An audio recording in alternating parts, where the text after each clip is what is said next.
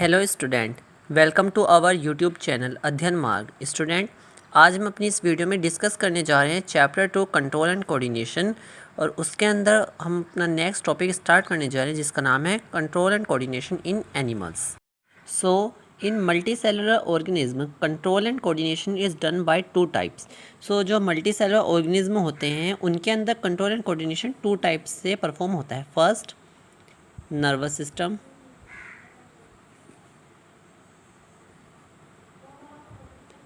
और second endocrine system.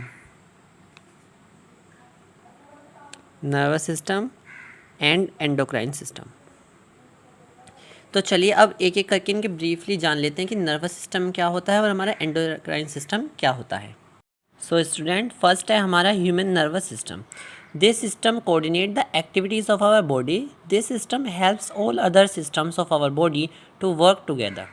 सो ये system कैसा सिस्टम है, इसको हम डिस्कस करते हैं। सबसे पहले ह्यूमन नर्वस सिस्टम यानी कि एक ऐसा सिस्टम जो हमारे ऑल जो भी सिस्टम होते हैं बॉडी के अंदर उनको कोऑर्डिनेट करता है, यानी कि उनको इंस्ट्रक्शंस देता है कि आपको अब इस पर्टिकुलर टाइम में किस तरह से वर्क करना है।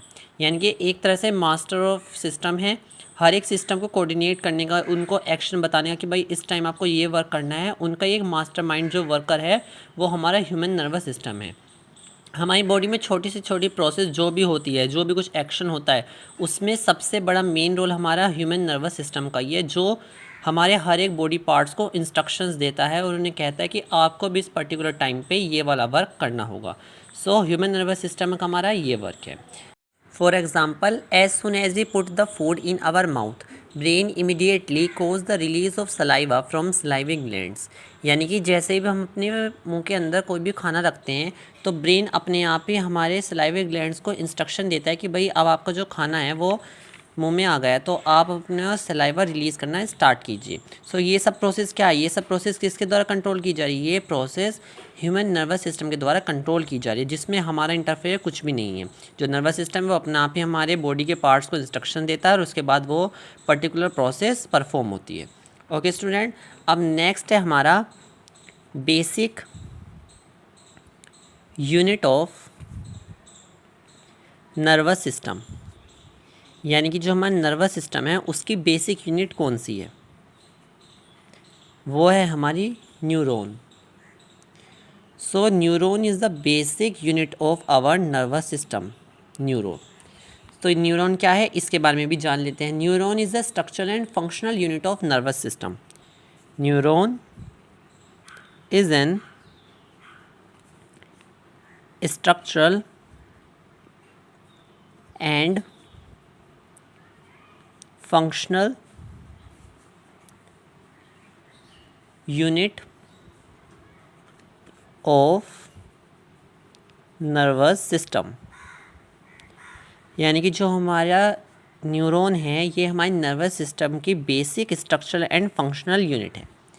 Neuron is the longest cell of our body. ये एक 1 मार्क का क्वेश्चन बन सकता है आपका एमसीक्यू में कि न्यूरॉन हमारी क्या है? लॉन्गेस्ट सेल है। Neuron is the longest cell. इसको आप कहीं मार्जिन लाइन पे इम्पोर्टेंट डाल के नोट कर लेना अपने नोट्स में। Cell of our body. Neuron क्या है? न्यूरॉन हमारी लॉन्गेस्ट सेल है। Okay student, the function of neuron is to carry signals in the form of electric impulses from one part of the body to other. अब जो हमारा neuron है, इस neuron का वर्क क्या है? न्यूरॉन का बेसिकली वर्क ये है कि ये हमारी बॉडी के अंदर जो भी सिग्नल्स होते हैं उन्हें इलेक्ट्रिक फॉर्म में लेता है और हमारी बॉडी के एक पार्ट से दूसरे पार्ट तक ट्रांसफ़र करता है। यानी कि जो भी कोई सिग्नल, यानी जो भी कुछ हमारी बॉडी के अंदर बातचीत हो रही हैं उन बातचीत को ये एक तरफ से उठाता है इलेक्ट्रिकल इम्पल्सेस की फॉर्म में और दूसरी तरफ ट्रांसफ़र करता है। ये हमारे न्यूरॉन का काम है। न्यूरॉन का काम आपको अब समझ में आ गया होगा अच्छे से। उसके बाद हम देखते हैं न्यूरॉन की स्ट्रक्चर, यानी कि न्यूरॉन की स्ट्रक्चर किस तरह से है। न्यूरॉन के स्ट्रक्चर में सब पार्ट्स के नाम, उनका वर्क कहाँ है, कहाँ पे हमारी जो इलेक्ट्रिकल इम्पल्सेस हैं वो एंटर करती हैं न्यूरॉन के अंदर और कहाँ से वो फिर एग्जिट करते हैं, तो उसको भी हम उसके डायग्राम में देखते हैं। सो स्टूडेंट, ये है हमारा न्यूरॉन का डायग्राम। इसमें आप देख सकते हैं ये हमारे न्यूरॉन के जो आपको ये थ्रेड लाइक स्ट्रक्चर दिख रहे हैं इनको हम बोलते हैं डेंड्राइट्स। और ये हमारे न्यूरॉन, क्योंकि एक सेल है तो सेल के पास उसका न्यूक्लियस तो होगा। ये हमारे न्यूरॉन के अंदर जो ये न्यूक्लियस ब्लैक कलर से आपको दिख रहा है, ये इसका न्यूरॉन का न्यूक्लियस है। उसके बाद ये आपको जो इसका पोर्शन दिख रहा है, इसको बोलते हैं हम सेल बॉडी। और ये जो आपको ट्यूब लाइक स्ट्रक्चर दिख रही है, इसको बोलते हैं हम एक्सोन। ये जो गैप आपको दिखाई दे रहा है, इसको बोलते हैं नोड ऑफ रेनवियर। और उसके बाद जो आपको ये रेक्टेंगल बॉक्स शो हो रहे हैं, ये ब्लैक कलर से जो है, ये तो हमारे हैं मेलाइनशेथ, और जो ये ब्लू कलर से है उसको बोलते हैं हम श्वान सेल। लास्ट में देखिए, लास्ट में जो आपको थ्रेड लाइक स्ट्रक्चर दिखाई दे रहा है, इनको बोलते हैं एक्सोन टर्मिनल्स और नर्व टर्मिनल्स। तो अब इनका वर्क क्या है, देखो जो भी हमारा कोई सिग्नल होता है वो न्यूरॉन की डेंड्राइट से होके आता है, यानी कि डेंड्राइट्स पे आएगा, उसके बाद वो सेल बॉडी से पास होता है, फिर हमारे एक्सोन से पास होने के बाद फिर वो एक्सोन टर्मिनल से पहुंचता है, और उसके बाद फिर नेक्स्ट जो हमारा न्यूरॉन है उसके डेंड्राइट्स के पे जाकर पहुंचता है। ठीक है स्टूडेंट, इसके भी हम आगे फंक्शन अच्छे से डिस्कस करेंगे। उसके बाद हम देखते हैं टाइप्स ऑफ न्यूरॉन। अब जो हमारे न्यूरॉन है, न्यूरॉन को आपने देख लिया, स्ट्रक्चरल आपने देख लिया, इसका हर एक आपने पार्ट भी देख लिया कि कौन से पार्ट को हम क्या बोलते हैं। अब हमारी बात करते हैं हम types of neuron. Sensory neuron, motor neurons and relay neurons. ये 3 तरह के हमारे मेन न्यूरॉन्स के पार्ट हैं। सबसे पहले sensory neurons, they transmit impulses from the receptors to the central nervous system. जो सेंसरी न्यूरॉन है, इनका वर्क क्या है, इनका वर्क है कि ये हमारे जो रिसेप्टर्स होते हैं ना बॉडी के अंदर, उनसे सिग्नल्स लेते हैं और उन्हें कहाँ तक पहुँचाते हैं, उन्हें पहुँचाते हैं हमारे सेंट्रल नर्वस सिस्टम तक। यानी कि देखो, हमें सबसे पहले मैंने आपको पहले प्रीवियस वीडियो में बताया था रिसेप्टर्स क्या होते हैं। रिसेप्टर्स वो होते हैं जो भी हमारे आसपास चेंज होता है उनको अडॉप्ट करने वाले कुछ हमारी सेल्स या ग्रुप ऑफ सेल्स। तो रिसेप्टर के पास जैसे भी कोई सिग्नल आता है तो उस सिग्नल को कैरी करके कौन लेके जाता है, सेंट्रल नर्वस सिस्टम के पास, उनको लेके जाते हैं हमारे सेंसरी न्यूरॉन। तो सेंसरी न्यूरॉन का बेसिकली वर्क ये है कि वो हमारे रिसेप्टर्स से कोई भी जो इंस्ट्रक्शन आए हैं, कोई भी आया है कि भाई ये इन्फॉर्मेशन है, उसको वहाँ से पिकअप करते हैं और उसे फिर हमारे सेंट्रल नर्वस सिस्टम के पास तक पहुँचाते हैं। तो ये एक तरह से इनके बीच में क्या हुआ, मीडिएटर का काम करता है। कौन, सेंसरी न्यूरॉन। यही हमारे ट्रांसफ़र करता है हमारी कोई भी मैसेज को रिसेप्टर से लेके सेंट्रल नर्वस सिस्टम तक। ओके स्टूडेंट, नेक्स्ट है हमारा motor neurons. They transmit impulses from the central nervous system towards the effector. अब इनका वर्क क्या है, ये हमारे जो भी कोई इम्पल्सेस हैं उनको ट्रांसफर करते हैं सेंट्रल नर्वस सिस्टम से इफेक्टर्स तक। सेंट्रल नर्वस सिस्टम जो आपको पता ही है, CNS, उससे हमारे जो क्या कहते हैं, जो भी इंस्ट्रक्शंस होते हैं उनको पिकअप करते हैं, उन्हें कहाँ तक पहुँचाते हैं, उन्हें पहुँचाते हैं इफेक्टर्स तक। इफेक्टर्स आपने प्रीवियस वीडियो में ये टर्म पढ़ी होगी। इफेक्टर्स हैं कोई हमारे बॉडी के ऑर्गन्स जो हमारे किसी भी पर्टिकुलर या फिर हार्मफुल स्टिमुलाई से हमारी बॉडी को प्रोटेक्ट करते हैं।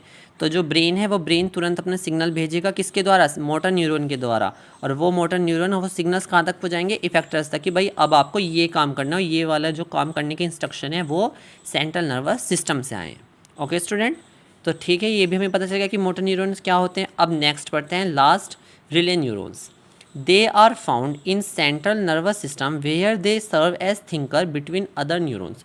अब हमारे रिले न्यूरॉन्स का वर्क क्या है, इनका वर्क है हमारे सेंट्रल नर्वस सिस्टम के अंदर बैठे रहना।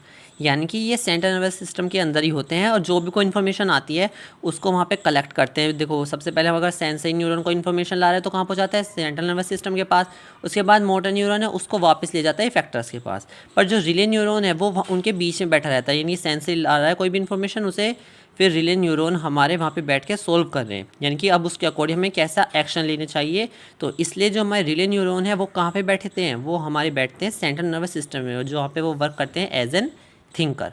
ओके स्टूडेंट, तो आई होप आपको टाइप्स ऑफ न्यूरॉन में ये तीनों इसके जो पार्ट्स हैं वो अच्छे से क्लियर हो गए होंगे, sensory neuron, motor neuron and relay neuron. और ऊपर जो आपको दिख रहा है ये न्यूरॉन का स्ट्रक्चर, ये भी आपको अच्छे से क्लियर हो गया होगा, उसका हर एक पार्ट भी यहाँ पे अच्छे से मेंशन है।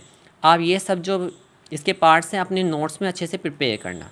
ओके स्टूडेंट, सो स्टूडेंट आज हम अपनी वीडियो में बस इतना ही डिस्कस करते हैं। अब हम अपनी नेक्स्ट वीडियो में अपने चैप्टर को आगे से कंटिन्यू रखेंगे। तब तक के लिए like, share and subscribe our channel. Also comment your queries in the comment box. Till then practice this note and thank you.